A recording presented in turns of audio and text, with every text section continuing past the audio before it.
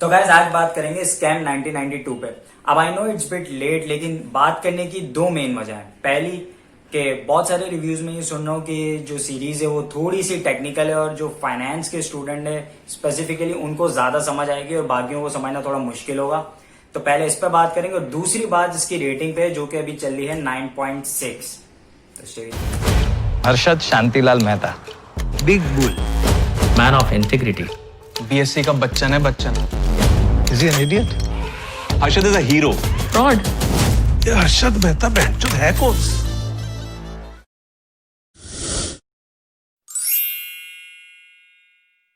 तो भैया first thing first, series is based on Harshad Mehta, a guy who actually pulled of a 5,000 crore scam back in 1992 और जो कि Indian history का सबसे बड़ा फाइनेंशियल स्कैम है।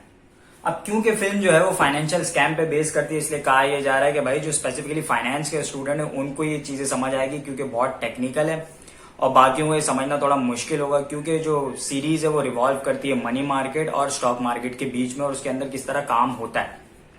तो भैया आपकी इत्तला के लिए अर्ज है कि भाई मैं फाइनेंस का स्टूडेंट हूं, मैंने डेरिवेटिव का कोर्स पैसे दे के पढ़ा है, short selling, long selling, short position, long position, ready forward deal, futures, ये सारी चीजें मैंने पढ़ी है और मुझे पता है और चीजों का अंदाजा है। लेकिन क्या मुझे ये सीरीज फिर भी समझ आई?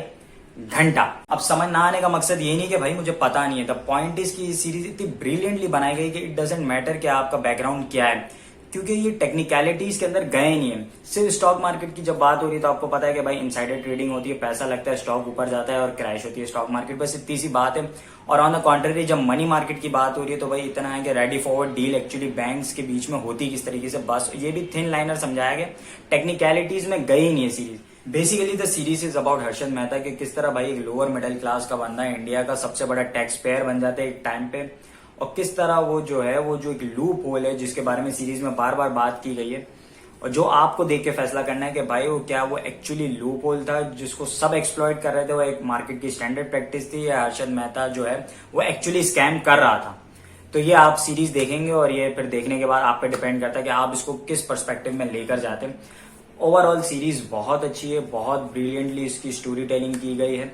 कहीं कहीं थोड़ी सी ड्रैग होती है क्योंकि 10 एपिसोड्स की सीरीज है, मुझे लगता है कि 8 एपिसोड के अंदर ये खत्म हो जानी चाहिए थी, लेकिन ठीक है फिर भी जो है इंट्रीगिंग है और इंटरेस्ट जो है वो रहता है। परफॉर्मेंसेस को एक्नॉलेज करना भी बनता है क्योंकि प्रतीक गांधी जिसने हर्षद मेहता का कैरेक्टर किया, ही वो सिंपली ब्रिलियंट, ही वो just effortless, he nailed the character of Harshad Mehta. और बिफोर सीरीज जो है मुझे नहीं पता था कि हर्षद मेहता कौन है, भाई कैसा दिखता था, उसने क्या किया, लेकिन जैसे मैंने सीरीज देखी तो भाई आई वाज टोटली कन्विंस कि भाई यही हर्षद मेहता है, इसी तरह दिखता होगा, इसी तरह चलता होगा, इसी तरह बात करता होगा, तो ही वाज एफर्टलेस। दूसरी परफॉर्मेंस जिसकी मैं बात करना चाहूंगा वो है रजत कपूर का, इसमें जो कैमियो अपीयरेंस है which is one of the most brilliant appearances, cameo appearances in recent time I have seen. बहुत जबरदस्त है, क्या भरम है उस लड़के के, बंदा आता है, छाता है और इसी तरह फिर चला भी जाता है। तो ये दो परफॉर्मेंसेज अगर आपने सीरीज नहीं देखी तो ये आपकी देखने वाली परफॉर्मेंस है। डिस्पाइट के भाई सीरीज बहुत अच्छी है, लेकिन भाई इसकी रेटिंग जो 9.6 चल रही है ना, अब ये मतलब 9.6 भी नहीं है, मतलब थोड़ा मुनासिब कर लो भाई। अब इसको जो है वो Wolf of the Wall Street से भी जो है वो कंपेयर किया जा रहा है, तो भाई Wolf of the Wall Street का एक क्लास बिल्कुल अलग ही था। हाँ उससे मिलती जुलती है ये फिल्म, लेकिन उसके लेवल तक नहीं जाती है, और क्योंकि उसके लेवल तक नहीं जाती तो भाई Wolf of the Wall Street की जो IMDb रेटिंग है वो भी 8.2 है, तो भाई 9.6 थोड़ा सा यार, लेकिन सीरीज बहुत अच्छी है, देखने वाली है। Bye. Hello? It is India's biggest financial scam. 5,000 crores.